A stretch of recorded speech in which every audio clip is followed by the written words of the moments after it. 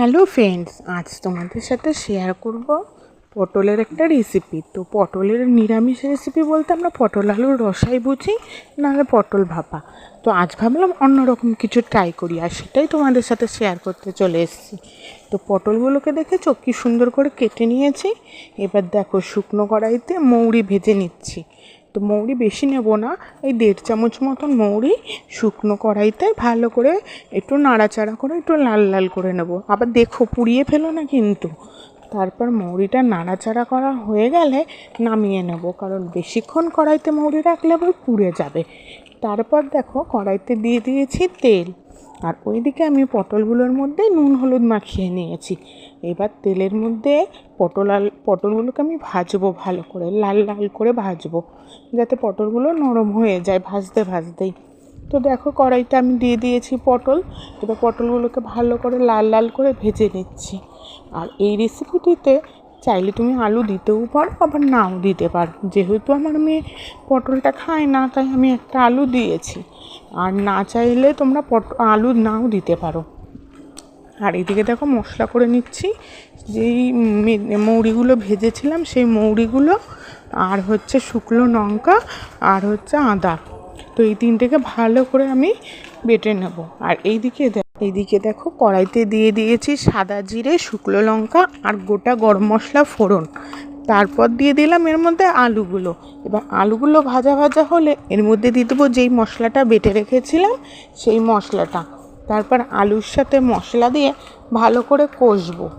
তো আলুটাকে দেখো এখনও আর একটু ভেজে নেব, যাতে ভাজতে ভাজতে আলুটা প্রায় নরম হয়ে যায়, কারণ তরকারিটা তো শুকনো শুকনো হবে, ঝোল হলে আবার ভালো লাগবে না।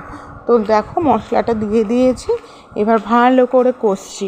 আর যেই গরম মশলা, যেহেতু গোটা গরম মশলা ফোড়ন দেওয়া হয়েছে, তার মধ্যেই মশলাটা পড়েছে, গন্ধটা এত সুন্দর বেরিয়েছে, মানে আমার এখনও মনে পড়লে মনে হচ্ছে জিভে জল চলে আসছে। তো যাই হোক, এবার দেখো পটলগুলো দিয়ে দিয়েছি এর মধ্যে, দিয়ে ভালো করে এবার কষিয়ে নেব যতক্ষণ না এর মধ্যে থেকে তেল বেরোবে।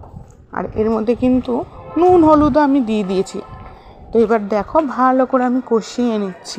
একবার কিন্তু তোমাদেরকে বলেই দিচ্ছি, এটা বানিয়ে খেয়ে দেখবে, দারুণ টেস্টি, দারুণ।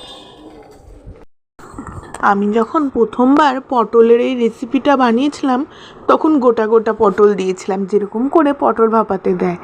তারপর এই দ্বিতীয় দিন বানিয়েছি, যেটাই তোমাদের সাথে শেয়ার করলাম, কারণ প্রথম দিন বানিয়ে দেখলাম ভালোই টেস্ট হয়েছে, তাহলে এটা বন্ধুদের সাথে শেয়ার করা যায়। যদি খেতে বাজে হতো তাহলে একদমই আমি তোমাদের সাথে শেয়ার করতাম না, কারণ যেটা খারাপ হবে কেন সেটা আমি শেয়ার করব বন্ধুদের কাছে, তাই না? তো মশলা কষে যাওয়ার পরে এখানে দিয়ে দিচ্ছি দুধ। তো জল দিলে কিন্তু হবে না, এটাতে একটুও জল দেবো না, আমি দুধ দেবো শুধু। তো পরিমাণ মতন দুধ দিয়ে দিচ্ছি, কারণ পটল আর আলুটা তো প্রায় সেদ্ধ হয়েই গেছে মশলার সাথে কষে কষে, আর ভেজেওছি ভালো করে লাল লাল করে। তাই এবার দিলাম পরিমাণ মতন দুধ, যাতে তরকারিটা মাখা মাখা হয়। আর দেখো তরকারির মধ্যে দুধ দেওয়ার পর একটু অন্যরকম লাগছে, তাই না? কিন্তু যখন তরকারিটা ফুটবে দেখতে খুব সুন্দর লাগবে। তো এবার দিয়ে দিচ্ছি একটু মিষ্টি, যেহেতু নিরামিষ তরকারি একটু তো চিনি দিতেই হবে। তো চিনিটা দিয়ে এবার ভালো করে মিশিয়ে নেব। তারপর তরকারিটাকে ফুটতে দেবো। আর তরকারিটা যে একটু শুকনো শুকনো হয়ে যাবে, তার মধ্যে দিয়ে দেবো কিন্তু গরম মশলা। তো এই দেখো আমার তরকারিটা ফুটে গেছে। এইবার আমি নিয়ে চলে এসেছি গরম মশলা। তো আমি যেহেতু সানরাইজের গরম মশলাটা ব্যবহার করি, তো সেটাই দিয়ে দিচ্ছি। যারা গরম মশলা বেটে খেতে পছন্দ করো তারা গরম মশলা বেটেও দিতে পারো। তো গরম মশলাটা একটু দিয়ে দিলাম ভালো করে। তারপর এবার গরম মশলাটাকে ভালো করে এই তরকারিটার সাথে মিশিয়ে নেব। তো মিশিয়ে নেওয়ার পরে আমার তো রেডি তরকারি, আর তরকারিটাও শুকিয়ে গেছে প্রায়।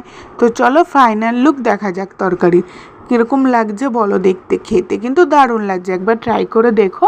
ভিডিওটা ভালো লাগলে লাইক করে দিও।